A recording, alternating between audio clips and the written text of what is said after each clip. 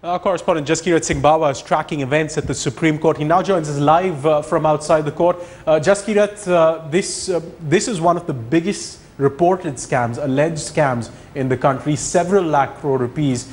And now the Supreme Court saying, tell us what's been happening because you've been late so far.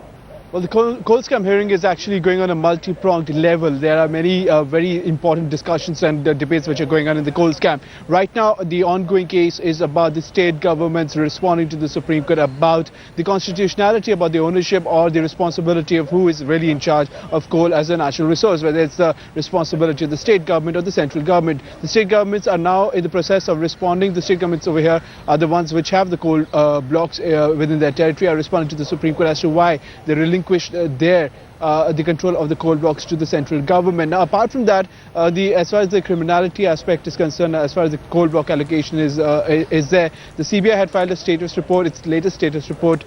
In fact, the first one this year so far on Monday. That was in a sealed cover and it is to be opened up and discussed for further deliberation in the Supreme Court today. Of course, a lot of details will be kept from the public eye, which is why it was in a sealed cover. Already there's been a lot of anger from the Supreme Court about leaks of the details from sealed cover reports. But from whatever information has come out so far is that in almost 60 coal blocks, the CBI has found absolutely no instance of criminality, and that they have informed the Supreme Court via the status report about that. And apart from that, they already have sought a further expansion of their own team, because let us remember back in about October or September last year, the Supreme Court came down quite heavily on the Supreme Court for slow-paced investigations, saying that the investigations were moving in first gear, taking the criticism in their stride. The CBI is now increasing the ambit of the investigation team, but because this is a court-monitored investigation, they need the Supreme Court's permission for that.